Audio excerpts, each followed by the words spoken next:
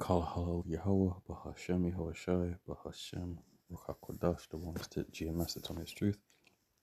Revelation 13:16, and he causeth all, both small and great, rich and poor, free and bond, to receive a mark in their right hand or in their forehead. So this scripture came to mind as I came across this post on X.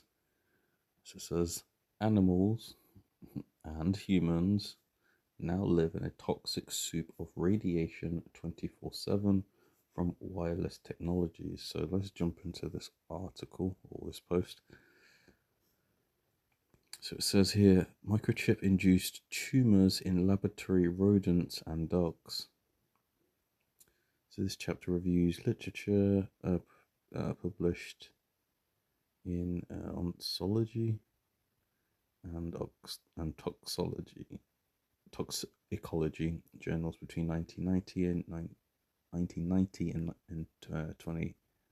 2006, addressing the effects of implanted radio frequency microchips on laboratory rodents and dogs. And we jump down, so it says problems with microchip implementation and why they matter. Since their introduction in the late 1980s, implantable microchips have become industry standard for identifying mice and rats used in laboratory research. Animal shelters and veterinarians now routinely inject microchips into dogs, cats. More recently, there's been a push to implant microchips into people for security and building access to manage medical records and to identify elderly patients. It says there is now an ongoing debate regarding the safety of the chips as a result of lobby pressure combined with heavy advertising. It says close to 5% of United States estimated 164 million dogs and cats have been chipped. It says shelters around the US routinely chip dogs and cats before releasing them for adoption. This applies to horses as well. As for human beings, an estimated 300 Americans and 2,000 people worldwide have been implanted with microchip transponders. This chipping apparently proceeded with the full consent of implantees until early 2007, when VerdiChip Corporation began implanting Alzheimer's patients and their caregivers with microchips as part of research study. These patients have reduced mental capacity and are unlikely to understand what is being done to them.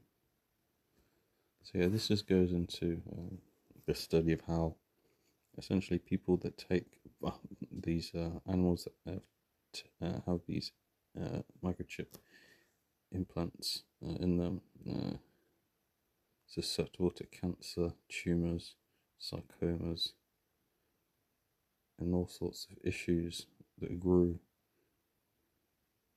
to surround and fully encase the devices. In several cases, the tumors also metastasized and spread to other parts of the animal, including the lungs, liver, stomach, pancreas, heart, spleen, lymph nodes, etc., etc. So I'm just trying to find the scripture that goes into the grievous sores. So I think I found it. Revelation 16:2. And the first went and poured out his vial upon the earth, and there fell a noisome and grievous sore upon them which had the mark of the beast, and upon them which worshipped his image. So those two scriptures came to mind while looking through this.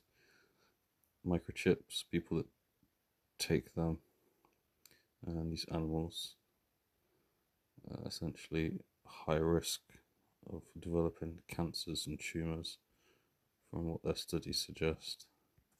And it looks like it has some length of implant exposure and the percentage of cancer